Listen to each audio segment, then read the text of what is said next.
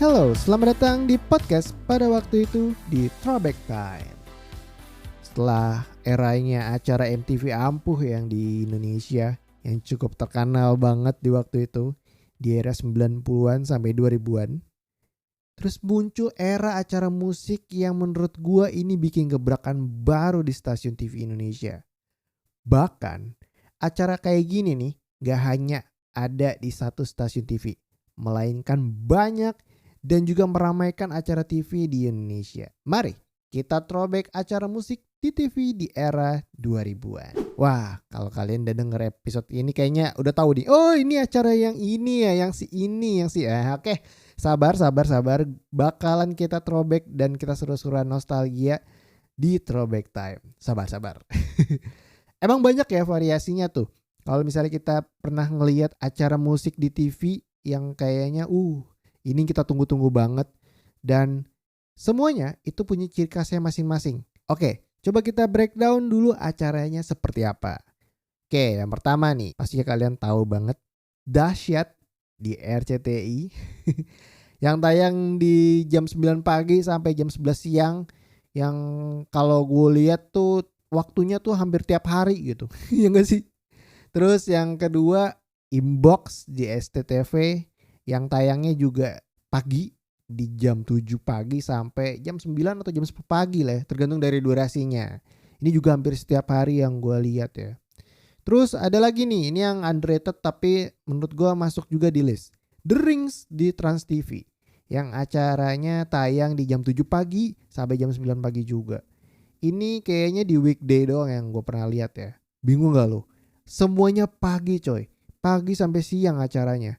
Dan itu hampir tiap hari. Kita dulu tuh bingung gak sih lo mau nonton yang mana. Dan dilempar sama stasiun TV acaranya barengan.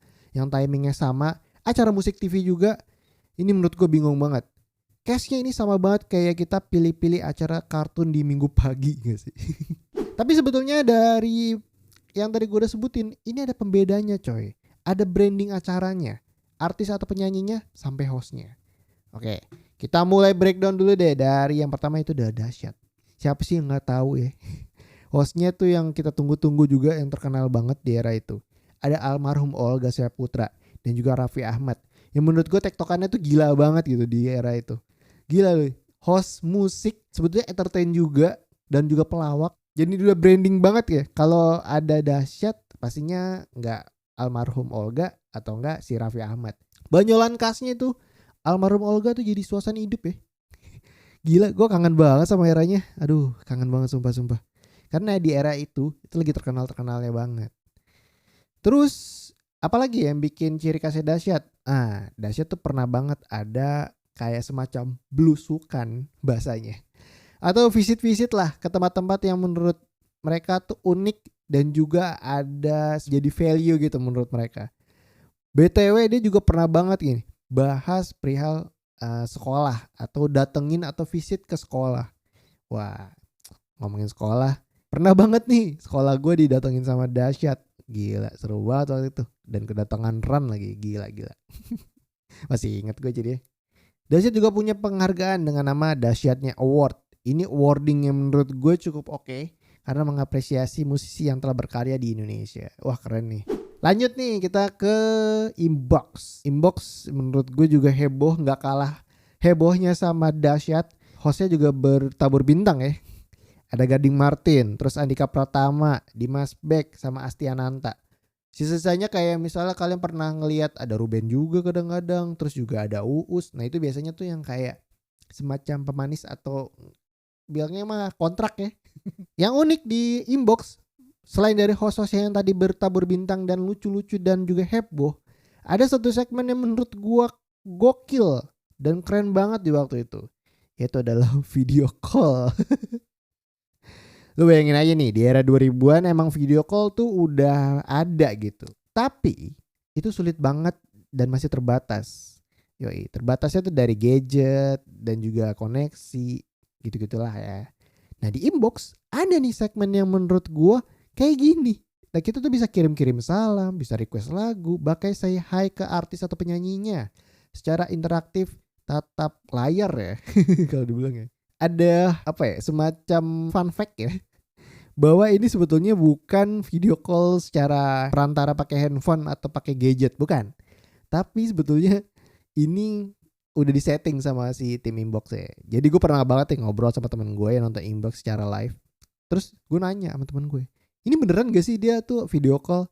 Ternyata kagak. Itu dipanggil sama krunya dari Inbox, terus di setup di belakang gitu. Jadi kayak seakan-akan tuh dia video call gitu. Gue baru tahu. Dan juga Inbox punya award juga sama kayak Dahsyat, namanya Inbox Award. Ini juga apresiasi perihal musisi di Indonesia. Menurut gue emang harus sih lu punya acara musik, terus juga harusnya ada award-awardan kayak gini yang menurut gue bisa jadi apresiasi setiap tahunnya. Keren. Terus selanjutnya nih The Rings. Nih sebetulnya gue kalau dilihat-lihat ya The Rings tuh pemain baru gitu dalam acara musik TV di waktu itu. Jadi gue nggak begitu tahu tuh ciri khasnya atau pembedanya dari Inbox ataupun Dahsyat. Tapi secara gua ngelihat dari acara The Rings, ini tuh setupnya sama di studio kayak Dahsyat. Terus penontonnya atau hostnya tuh persis banget. Jadi kalau gue lihat mah hampir mirip-mirip gitu. Tapi kalau misalnya kalian tahu gitu acara The Rings kayak gimana, boleh ditulis di kolom komentar. Nah ini nih, semua acara musik tuh sama. Tadi gue udah spoil tipis ya. Ya betul, penonton. Kalau misalnya acara musik nggak ada penonton tuh kayaknya anyep gitu, nggak heboh gitu. Jadi kayaknya harus, lu bayangin aja di Inbox ada penonton, di Dahsyat juga ada penonton, terus di The Rings atau acara musik TV lainnya yang sama jenisnya itu ada penonton. Iya harus. Dan mereka tuh juga nggak hanya jadi penonton, tapi harus beda gitu, harus aktif sama ikut serta dalam acaranya. Jadi kayak harus cheerful gitu. Contohnya nih Dahsyat yang punya Korea khasnya. Kalian pasti tahu. Cuci jemur. Cuci jemur. Atau enggak iya kan? Pakai tangannya sambil gulung-gulung gitu. Nah, gue sampai bikin podcast sambil gulung-gulung nih tangan gue. Bohong kalau kalian nggak tahu Koreanya. Bohong. Jadi punya ciri khasnya tuh penontonnya. Ciri khas dari Dahsyat. Kalau Inbox gimana?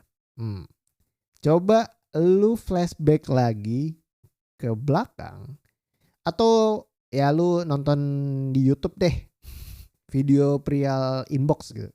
Kalau lu lihat dengan seksama, kan konsepnya Inbox kan nontonnya tuh kayak panggung konser festival gitu kan, di luar. Udah bisa di mall-mall, ya kan? Di mall-mall nontonnya atau live-nya. Terus penonton yang paling depan, yang deket artis ya atau deket panggung, itu juga harus aktif kayak Dahsyat, persis banget. Tapi yang ngebedainnya adalah outfit mereka.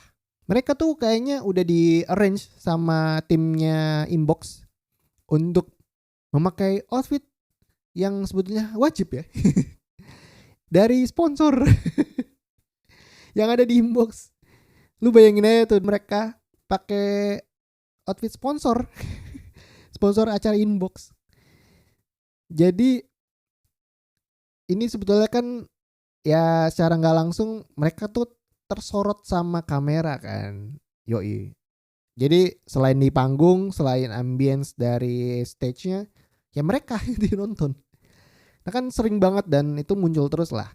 Nah ini Inbox gak mau rugi dong.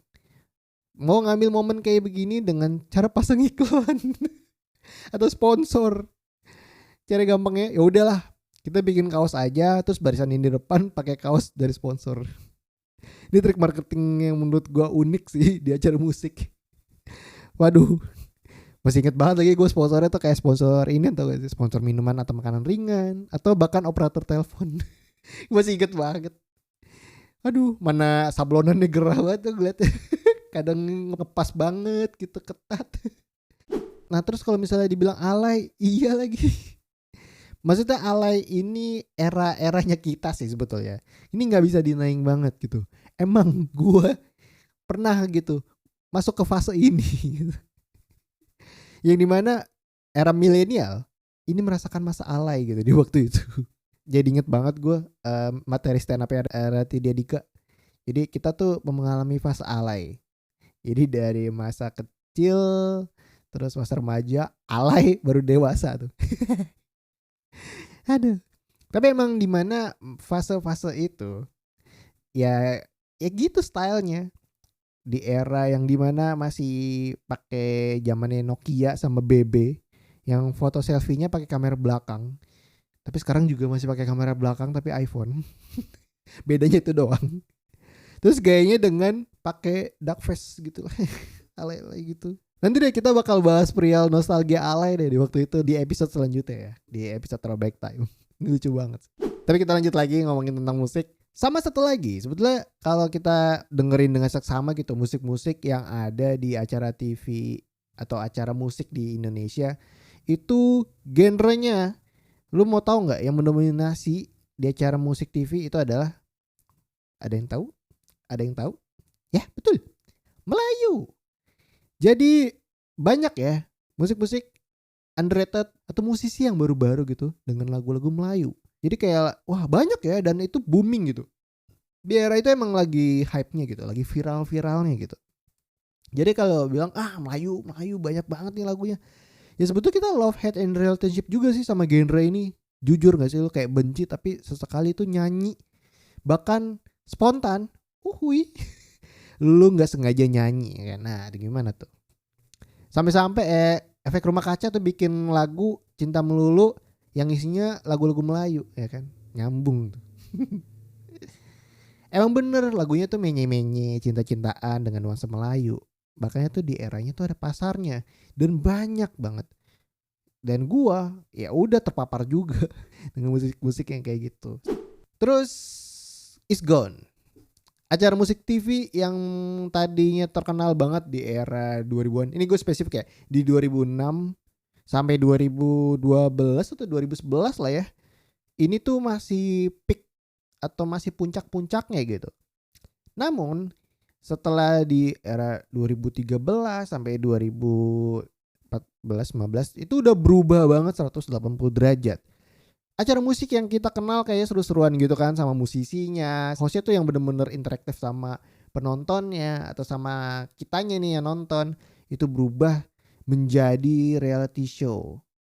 Ini aneh buat menurut gue. Kayak apaan sih acara musik kok tiba-tiba jadi reality show sih. Sumpah. Jadi kadang isinya tuh bukan musik banget jadinya gitu. Jadi lebih entertain yang aneh dan ngapain gitu ada ini gitu. Jadi gue pernah banget nonton Inbox. Tiba-tiba ada sulap. Aneh gak tuh? Tiba-tiba ada orang yang ramal. Lah ini acara musik atau acara sulap sih? Jadi aneh banget. Buset. Pasti teman-teman juga tahu gitu acara yang tadi gue sebut Inbox Dahsyat itu udah kayak beda banget gitu. Cara musiknya udah jadi hilang gitu. Jadi musik di situ jadi pemanis doang gitu. Kocak banget sumpah. Ya sama aja 11-12 kayak seriesnya The Walking Dead gitu. Zombinya jadi pemanis doang di situ. Aneh banget. Sumpah sih gue nonton terakhir tuh aneh banget sih waktu itu. Kapan ya? Udah pokoknya udah lama banget lah. 2015 sampai 2016 yang dimana tuh acara TV di Indonesia itu mendominasi yang kayak gitu-gitu. Wah udah aneh lah gitu. Konklusinya di acara TV music yang ramai di waktu itu, sebetulnya ini banyak kenangannya ya kalau kita lihat-lihat. Contoh nih dari acaranya tuh yang entertain, hostnya yang kocak banget. Selain ngadirin acara musik yang benar-benar musik dan top chart ya, tapi ada entertain yang menurut gue masih nyambung gitu sama musik. Ya walaupun akhirnya jadinya reality show yang tiba-tiba aneh banget ya.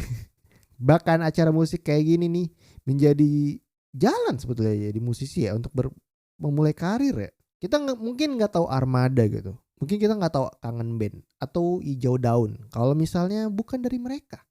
Karena kalau misalnya mau dilihat sama orang, ya udah, lu harus bisa tampil di acara musik di TV kayak gini. Itu jadi chance mereka loh untuk menampilkan karya musiknya yang menurut mereka bagus. Dan bener bagus. Menurut gue everlasting loh sampai sekarang. Gokil. Kan dulu belum ada sosial media ya. Jadi cara mereka untuk viral dan terkenal atau mungkin menebar benih ya, yaitu dari acara musik kayak gini. Menurut gue berkesan dari penontonnya. Musisinya juga kayak senang banget ya kalau misalnya datang kayak gini. Pengisi acaranya juga kayak have fun banget gitu. Stasiun TV-nya juga kayak seneng. ketika ngelihat rating dan juga viewsnya banyak. Mereka punya portofolio coy. Semuanya yang tadi gue udah sebutin. Portofolio yang menurut gue bisa sebutin adalah everlasting. Bakal diingat seumur hidup. Dulu tuh punya acara kayak gini yang ternyata memorable banget.